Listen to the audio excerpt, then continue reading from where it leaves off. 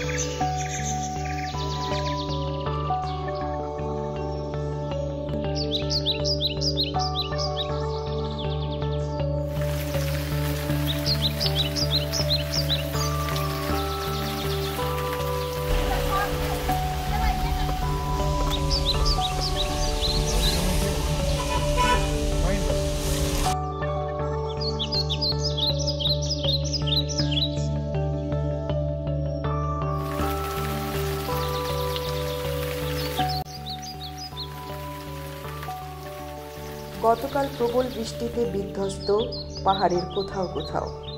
সেবকের coronation ব্রিজের কাছে এসে সেটা বেশ বোঝা গেল। 10 নম্বর জাতীয় সড়ক হয়ে সিকিম যাওয়ার পথ বন্ধ, কেবল 2 হুইলারের ছাড়।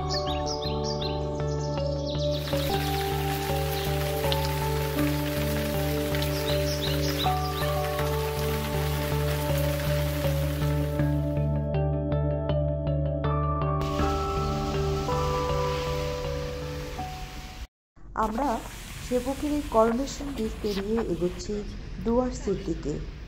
সেবক পেরিয়ে পৌঁছে গেলাম চড়ুইভাতির জন্য একদম সঠিক এবং সুন্দর একটি জায়গায়, যার নাম মংপং। শীতের মরশুমে এখানে তিস্তা নদীর চরে চড়ুইভাতির ভিড়।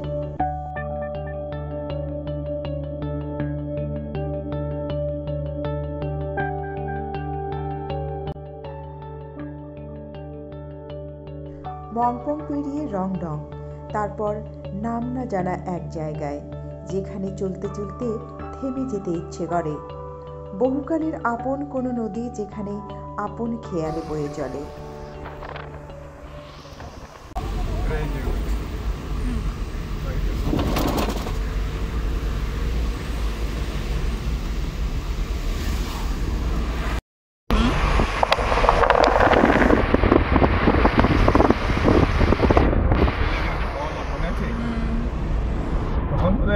যাচ্ছিলাম, হ্যাঁ, জলদাপাড়া, তখন দিদিরা ছিল। কি সুন্দর হয়েছে চা বাগানটাও। এখানেই তো খেয়েছিলাম বোধহয়, নাকি?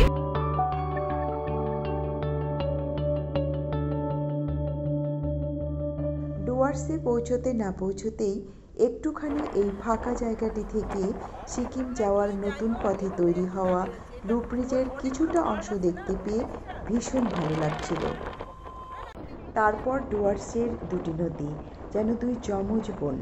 নাম দিয়েছে না বড়ই কঠিন, তবু বিশেষ এক চিহ্ন দিয়েই বলি এই নদীর নাম লেজ। আচ্ছা, হ্যাঁ, এইটা হচ্ছে কি জানি মোড়, ভুলে গেছি। এই যে ময়না মোড় না মায়না মোড় কি জানি মোড়, মিনা মোড়, ইয়েস। লুপ ব্রিজ যাওয়ার রাস্তা। লাভা 66, কালিম্পং 67, জয়গাঁও 112, গ্যাংটক 169, গুয়াহাটি মাত্র। এইটাই হচ্ছে আমাদের ভুটান করিডোরের রাস্তা, ইমার্জেন্সি রাস্তা। এইটুকুন শুধু হয়নি না, এই যে এটা না এখানে বাকি আছে তো, এটা তো হচ্ছে না, চলছে। এই যে এই জায়গাটায় বাকি আছে। হ্যাঁ,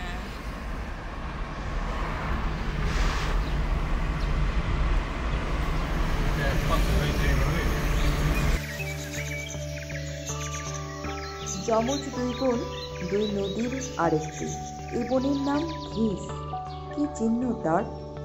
এই ঘিস নদীর পরে রয়েছে একটি রেস্টুরেন্ট, যেখানে প্রয়োজনে খেয়ে নেওয়া যেতে পারে। তাছাড়া আর কোনোভাবেই তাদের আলাদাভাবে আইডেন্টিফাই করার উপায় নেই। আমরা পৌঁছে গেলাম ওদলাবাড়ি, ডুয়ার্সের পর্যটকদের জন্য একটি গুরুত্বপূর্ণ জায়গা। সোজা রাস্তাটি চলে যাবে ডুয়ার্সের আরও দূরদূরান্তের পর্যটন কেন্দ্রে। ডান দিকে একটি রাস্তা চলে গেছে, যেটি দিয়েই আমরা আবার শিলিগুড়ি ফিরব, কিন্তু তার আগে বাঁ দিকের এই রাস্তা ধরে আমরা চলছি পাথরছোড়া, নিউ স্পট আমাদের কাছে। এখান থেকে 14 কিলোমিটার। রাস্তা ভালো আছে? একদম ভালো। Thank you. মাঝখানে 2 কিলোমিটার খারাপ হবে। আমাদের গাড়ি যাবে তো? Thank you. এই যে স্কুলের বাঁ পাশ দিয়ে যে রাস্তাটা, এদিকেও একটা রাস্তা গেছে, আমরা বাঁ পাশের রাস্তাটা ধরলাম। বাঁ পাশের রাস্তাটা ধরেই যাবো আমরা পাথরছোড়া। দেখো কি সুন্দর। আমরা এদিকে আবার চা বাগানের ভেতরে চলে এলাম।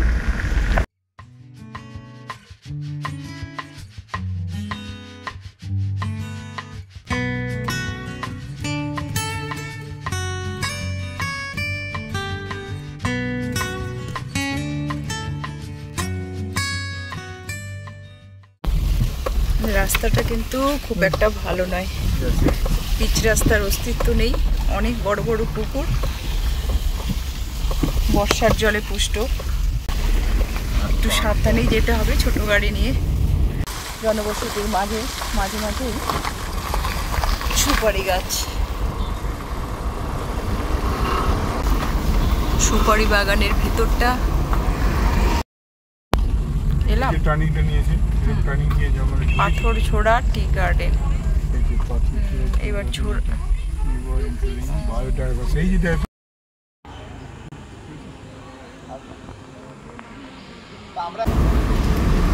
এই এলাকাটাই পাথরছোড়া। এটা হচ্ছে পাথরছোড়া টি স্টেট। কি উদ্দেশ্যে বক্তব্য আছে? কোনো বক্তব্য নেই, অবলা প্রাণী। এই পাথরছোড়া চা বাগানে নাকি কোনো রকমের রাসায়নিক সার ব্যবহার করা হয় না, সম্পূর্ণভাবেই একটি অর্গানিক টি গার্ডেন। নেপালিদের ট্র্যাডিশনাল দোলনা।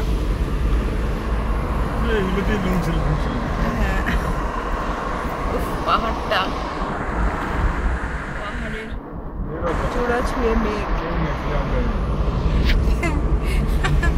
এখন শুধু আমরাই। এই রাস্তাটা কি এত সুন্দর ছিল? না, এটা তোমার জন্য করে যাবে।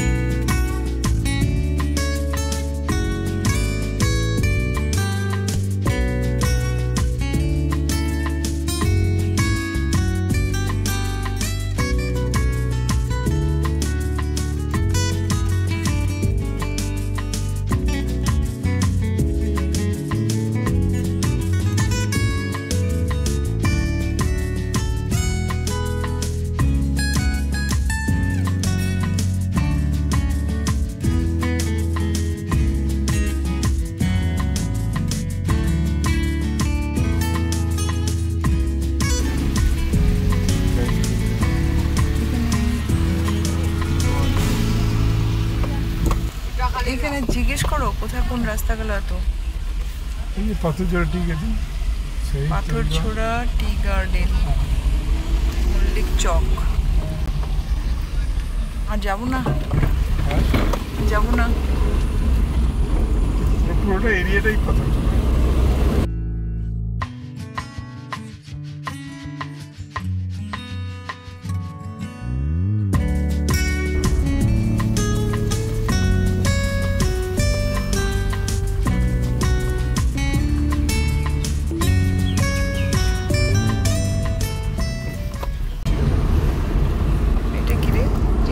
ফ্যাক্টরি না?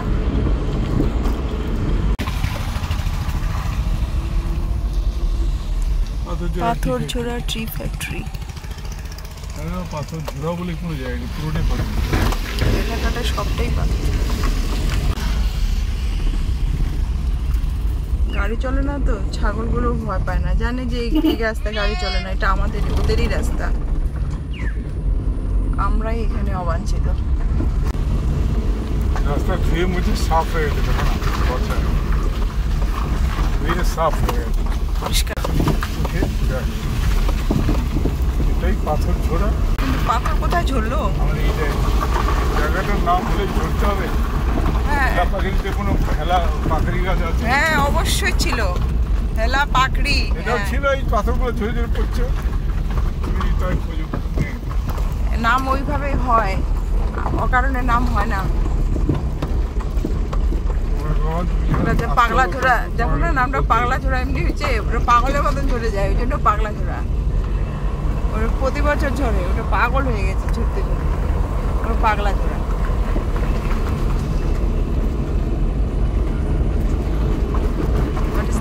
এটা কি ম্যানেজার সামনে অনেকটাই এলাকা না,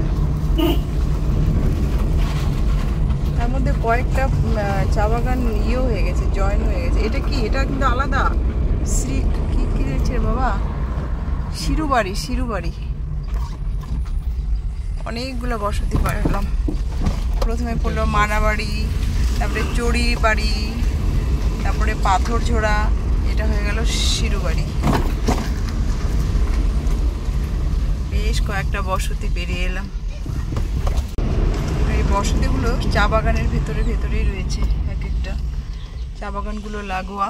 Manabari tea garden, পাথরঝোড়া tea garden, এগুলো সব মানে সেপারেশনটা বোঝা যাচ্ছে না, সব লাগোয়া। তার ভেতর দিয়ে পর্যটকদের একটা দারুণ আনন্দের জায়গা, বেড়ানোর জায়গা। এটা হচ্ছে শিরুবাড়ি চলে এলাম। এখানেই কিনেছিলাম না, তারপরেই শুরু হবে। বা এখানেও দুর্গাপূজা হয়েছিল, শিরুবাড়ির মানুষের জন্য দুর্গাপূজা। তারপর এই রাস্তাটা ধরেই আরও এগোতে থাকলে চলে যাওয়া যাবে মানজিং, লুংসেল, ঝান্ডি। অনেক রাস্তা, অনেক পর্যটন কেন্দ্র। তারপরে কিন্তু আর কোনো বাজার নেই। এর আগে আমরা আরেকবার এসেছিলাম, তো সেদিকের জায়গাগুলোতে গেলে এখান থেকে কিন্তু যা কিছু কেনার কিনে নিয়ে যেতে হবে, খাওয়ার জিনিস। এটা হচ্ছে শিরুবাড়ি। নবমীতে এসেছিলাম। হ্যাঁ, রাস্তাটা শিরুবাড়ি থেকে খানিকটা উপরে উঠে এলো। এদিকে সম্পূর্ণটাই সুপারি বাগান, নিচে শিরুবাড়ি বসতি। আর এদিকটা দিয়ে সোজা চলে গেলে মানজিং চলে যাওয়া যাবে। আর মানজিং নিয়ে যাওয়ার পথে লুংসেল, ঝান্ডি, এদিকে রাস্তাগুলো বিভক্ত হয়ে যাবে। আজকে আমরা অত দূর এগোবো না, অলরেডি আমি মানজিং দেখিয়েছি, আজ শিরুবাড়ি অবধি থাকবে। তখন এসেছিলাম কিন্তু এক্স্যাক্ট নামগুলো আমাদের তখন খেয়াল করিনি যে কোন জায়গাটার নাম শিরুবাড়ি বা মানাবাড়ি বা পাথরঝোড়া।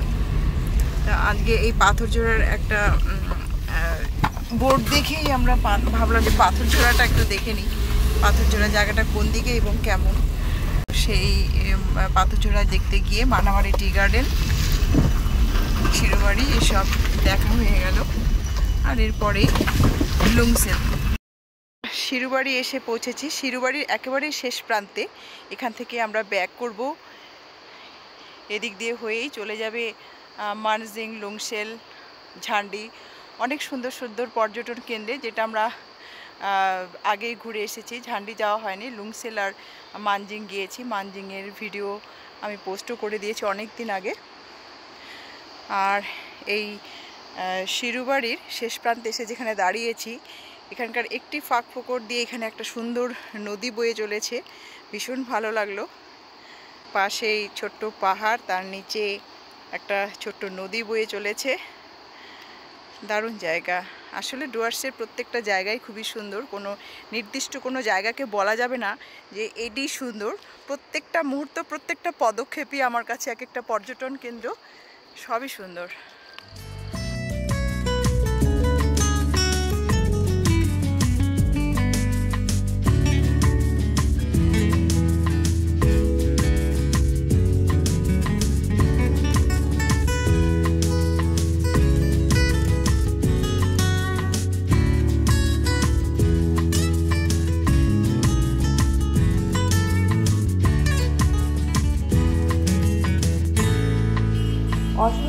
অন্তহীন সবুজ চা বাগানের ভেতরে ভেতরে অনেক অজানা সহজ সরল গ্রামের ঠিকানা চিনে আবার আমরা ওদলাবাড়িতে।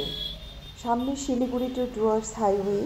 আমরা সোজা রাস্তা দিয়ে চলে যাব গাজলডোবা, সেখান থেকে শিলিগুড়ি, পুরো এক চক্কর।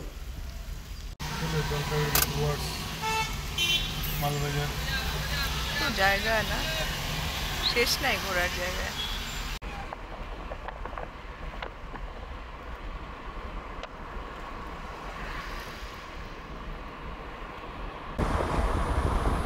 ক্রান্তি লাটাগুড়ি চলে গেল, ক্রান্তি লাটাগুড়ি। আমরা চললাম গজলডোবা। ওদলাবাড়ি থেকে গজলডোবা যাওয়ার পথে 2-3 কিলোমিটার একটা ফরেস্ট পড়ে। কোনো বড় ফরেস্টের সামান্য বিস্তার এই রাস্তার উপর এসে পড়েছে হয়তো। বেশ মিষ্টি এর ভেতর দিয়ে যাওয়া, তবু কখনো কখনো হাতিরা ভুল করে এদিকটায় চলে আসে। আমরাও একবার এই হাতির রাস্তা পারাপারের দৃশ্যের সম্মুখীন হয়েছিলাম। প্রায় 13-14 বছর আগের কথা। তখন সবেমাত্র হৃদয় বাবা গাড়ি চালাতে শুরু করেছে, তাই সে সময় ভীষণ ভয় পেয়ে গেছিলাম। তাছাড়া বেশ ভালো।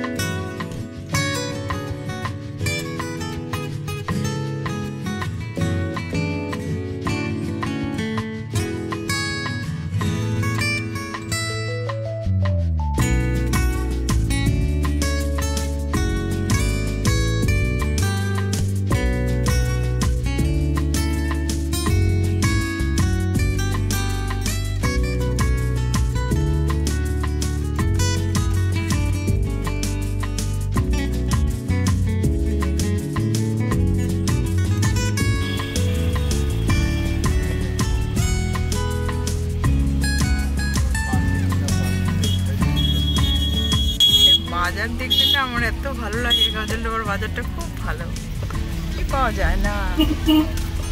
বিশাল